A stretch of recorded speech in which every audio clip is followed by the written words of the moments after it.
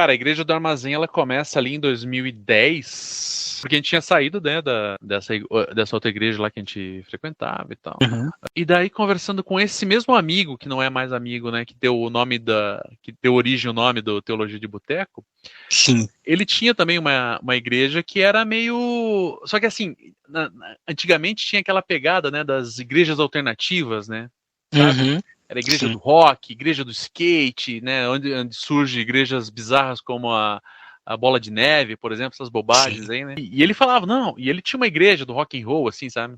E eu achava meio bizarro, assim, né, uma igreja do rock and roll, né? E daí eu, a minha esposa, todo mundo tinha tatuagem, né? Minha esposa na época, né?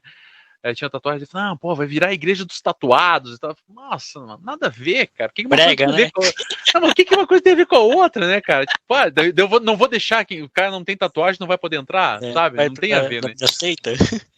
Aí tá, né, cara? Daí ele me indicou um livro, né?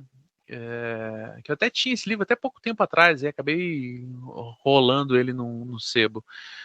E era um livro que, relendo ele depois, tinha vários problemas, vários problemas. Uhum. Mas dos capítulos do livro, o cara falava assim, ó, começar numa igreja, né, você nunca vai se sentir preparado enquanto pastor.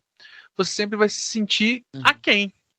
Então, assim, se você acha que tem um chamado, se você acha que tem uma necessidade, pense se isso é uma coisa que eu já havia pensado anteriormente, né? Quando na Sim. primeira igreja que eu frequentei, né, que era a Igreja Evangélica Nova Vida aqui de Curitiba, uma vez eu perguntei pro pastor, mas eu era novatão, né, sabe, neófito de tudo. Eu falei, Uhum. como que o cara se torna um pastor, né? Daí o pastor falou assim, ó, ele falou, primeiro as pessoas vêm e Uhum. depois a igreja o reconhece. Não é o oposto, né? Não é primeiro eu venho aqui e falo, ó, agora você vai ser pastor daquele, daquele, daquele. Não, primeiro o cara vem aqui, Sim, sim. começa a conversar com você, começa a pedir para ser apacentado por você. E quando Uhum. o pastoreio se tornar inevitável, a igreja vai lá e fala, ok, é pastor. Uhum. É uma afirmação que tem problemas e a gente pode problematizar ele também em algum momento, né, em uma outra gravação, sei lá, Uhum. mas me fez sentido na época, né? Sim. E esse amigo aí, ele falou isso. E falou, cara, as pessoas já estão indo, porque daí o que aconteceu? A gente começou todos os sábados, tanto que a gente sacaneava que era a igreja do Dança Gatinho, porque a gente se reunia no sábado, né?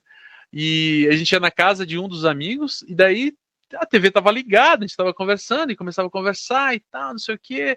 E daí a gente fazia uma oração, lia um texto bíblico e tal. E algumas vezes não Uhum. tinha nada disso, às vezes a gente só ia lá e ficava juntos e tal. E na época passava o Dança Gatinho, né, com o Rodrigo Faro. Rodrigo Faro. E daí era a igreja do Dança Gatinho por causa disso.